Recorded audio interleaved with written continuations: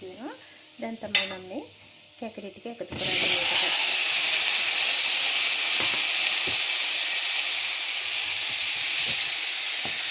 දැන් අපි හොඳට මික්ස් කරගන්න මේක.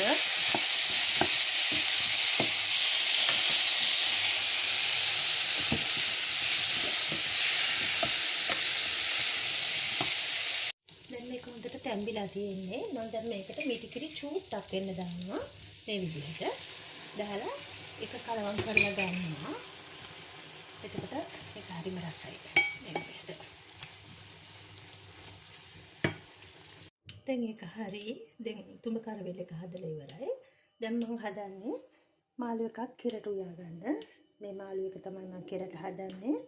ඒකට මම ලෑස්ති කරගත්ත අර විදිහටම ලුණු, සුදු ලුණු, අම්මිරිස්, රම්පේ කරපිංචා. අපි බලමු හදන විදිහ.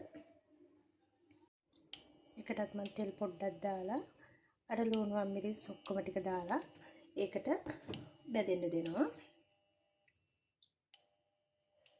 මේ එකතු කර ගන්නවා ගම්මිරිස් තුන පාකුරු පොඩ්ඩක් එකතු කර ගන්නවා.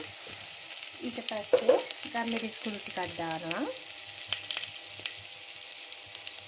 මේ විදිහට තව එකට දානවා කහකුඩු පොඩ්ඩක්.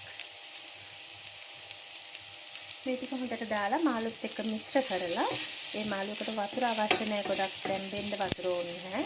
ඒක නිසා ඉක්මනට තැම්බෙන මාළු වර්ගයක්. ඒක නිසා ඒකට වතුර ගොඩක් දාන්න නැහැ. මේ මාළු ටික දාලා ඒකට මම ගොරකා පේස්ට් එක පොඩ්ඩකුත් එකතු කරනවා. මේ තියෙන දැන් හොඳටම තැම්බිලා තියෙන කැකිරි ටික මම ඒකට කිරි දානවා මේ විදිහට.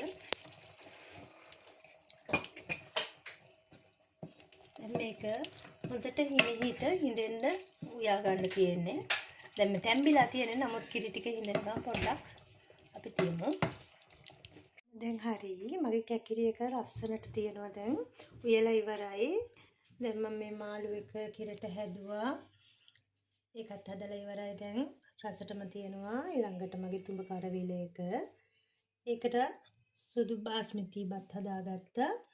ඊට පස්සේ මම ගෙදර හදලා තිබුණු කෙහෙල් මුව බැදුමකුත් තියෙනවා. ඒකත් මේකට එකතු කරගන්නවා. ඉතින් මේ විදිහට තමයි ලෑස්ති කරගත්තේ. රස මිනු එකක්. ඉතින් ඔයාලත් මේකට කැමති නම් බලන්න මට ලයික් එකක් දාන්න, කමෙන්ට් එකකුත් දාන්න. මම ආසයි ඔයගොල්ලන්ගේ කමෙන්ට් කියවන්න.